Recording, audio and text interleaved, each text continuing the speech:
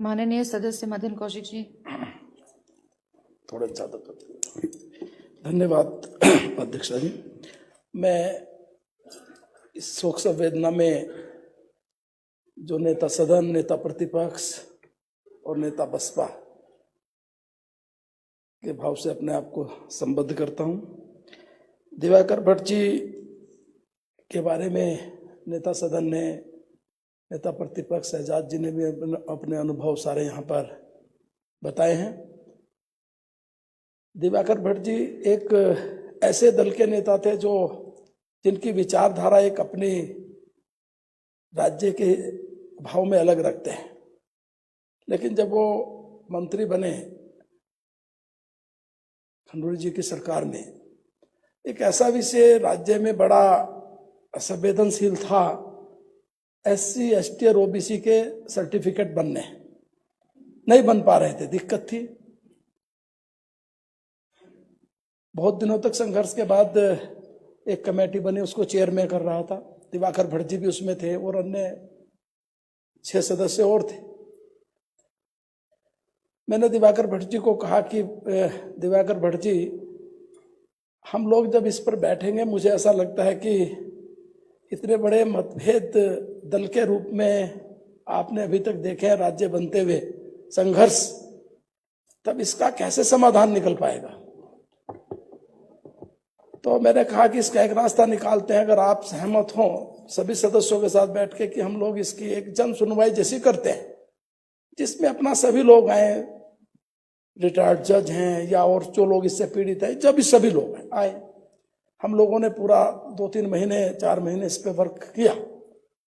बाद में जब कैसे सर्टिफिकेट बने, हमने एक संस्तुति करनी चाहिए, तो दिवाकर भट्ट जी को मैंने कहा कि अब ये सारा विषय निकल कर आया, तो उन्होंने कहा साइन तो मैं कर दूंगा, लेकिन बाद में मुझे बड़ी दिक्कत होने वाली है। तो मैंने कहा दिक्कत तो स्वाभाविक है, लेकिन यह भी आप देखिए कि बहुत दिन हो गए राज्य बने हुए भी, अगर इसका समाधान नहीं निकल पा रहा, यह भी एक दिक्कत है। उन्होंने विधानसभा अध्यक्ष के कक्ष में गए और उसमें साइन करके, पहले साइन करके दे दिया, फिर विधानसभा अध्यक्ष को सौंप दी वो संस्तुति। 1 घंटे बाद उनका मेरे पास फोन आया, कहने लगे भाई मैंने साइन भी कर दिया, आपके साथ जाके सौंप भी दी, लेकिन मुझे ये वापस करना है अपने साइन। मैंने कहा दिवाकर भट्ट जी, ये संभव नहीं हो सकता। अब तो वो चली गई। बाद में संघर्ष हुआ, काजी जी यहां बैठे हैं, इनकी जानकारी में शायद होगा, लेकिन आज राज्य के अंदर अगर SC, ST और OBC के उस सर्टिफिकेट के बारे में हम चर्चा करते हैं या इजी मिल रहे हैं, तो उसमें चेयर भले ही मैं कर रहा था, लेकिन दिवाकर भट्ट जी का बहुत महत्वपूर्ण योगदान है, इसलिए मैं उनको याद कर रहा हूं। हमेशा वो दल में रहते हुए भी, विचार अलग रहते हुए भी, हमेशा जब राज्य की बात आती थी और बैठ के बात करते थे, वो समाधान निकालने की तरफ जरूर जाते थे। संघर्ष में भी जो भी दल उनका हरिद्वार में एक चलाते हैं, वो तरुण हिमालय उनकी संस्था थी, उसी में एक विद्यालय चलाते हैं। एक दिन मैंने कहा दिवाकर जी, आप विद्यालय चलाते हैं, इस विद्यालय को थोड़ा पहले 5th तक का, फिर 8th तक हुआ, फिर 10th तक, मैंने कहा इसको 10th तक कर देते हैं।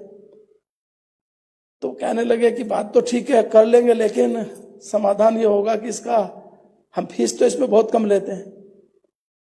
प्रिंसिपल को बुलाया और बातचीत करके, भाई हम कर तो देते हैं इसको, क्या आप इसको चला पाओगे।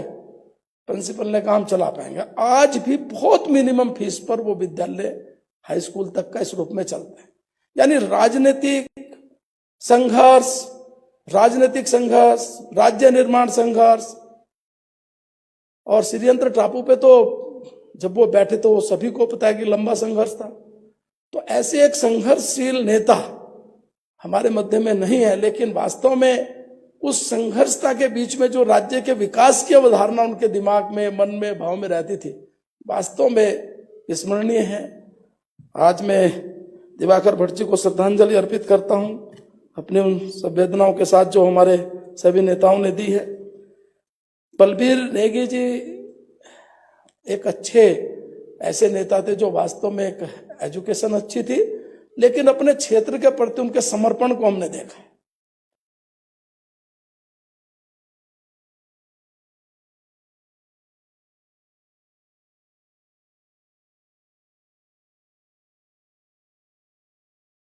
वो किसी विषय पर जब बोलते थे, विषय दूसरा करते थे, तो इस भाव के साथ बोलते थे, इस संकल्प के साथ बोलते थे कि सारा सदन उस सारे भाव को सुनता था। बाद में भले कहते थे आपने विषय से अलग किया। और नेगी जी हमेशा से अपने उस क्षेत्र को, जो पिछड़ा क्षेत्र था, उसके लिए संघर्षशील रहते थे। सदन के अंदर छोटी छोटी बात, कई बार हम हंस के कहते थे, नेगी जी आप विषय कुछ होता है बोल कुछ देते हैं, तो वो कहते थे बात तो सही है, लेकिन बाद में मंत्री जी मुझे बुला के कहते हैं यार तुम वहां बोले ठीक नहीं था, बताओ मुझे क्या करना, तो कहीं का समाधान मैं ऐसे ही करा लेता हूं। तो एक ऐसा भाव रखने वाला नेता क्षेत्र के प्रति बलबीर सिंह नेगी जी आज नहीं है, लेकिन वास्तव में जो क्षेत्र में एक संघर्ष इस रूप में रहता है, वो हमेशा हम याद उस रूप में करते हैं। ऐसे ही जो राजेश जुआठा थे, एक राजनीतिक परिवार से आते थे। पिताजी इतने बड़े, जब हम उत्तर प्रदेश में थे तब पर्वतीय विकास मंत्री रहे, और उसके बाद उसी परिवार में जिला पंचायत का सदस्य उस रूप में रहे। तो कई बार लगता है कि वो काम कैसे कर पाएंगे, एक इतने बड़े मंत्री का बेटा है, जिला पंचायत बना, तो काम कैसे कराएगा। लेकिन उनको कभी काम कराने में शर्म नहीं थी। माताजी उनकी अध्यक्ष बनी, मेरे पास आए, माताजी को लेके आए, वो विधायक उस समय नहीं थे, माताजी चेयरमैन बनी।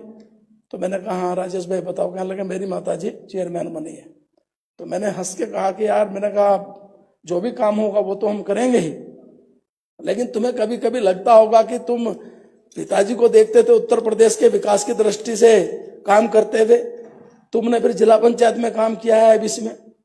तो वो भी एक ऐसी सोच का नौजवान आज हमारे मध्य में नहीं है कि जिस दायित्व को जिस रूप में मिला उस दायित्व को उस रूप में निर्वहन करते हुए और उस क्षेत्र की उस रूप में चिंता करना, ये उस नौजवान के मन में इस प्रकार का रहता था। आज तीनों महानुभाव विधायक के रूप में सदन के सदस्य रहे, हमारे मध्य में नहीं है, लेकिन उनकी वो कृत संकल्पता, उनकी भावना क्षेत्र के प्रति उनकी एक दृढ़ संकल्पता, वो हम उस रूप में याद करते हैं। मैं मेरी भावनाओं को सबसे संबंध करता हूं और आपसे निवेदन करता हूं कि मेरी भावना भी उन तक पहुंचाने का, उनके परिवार तक पहुंचाने का कष्ट करें।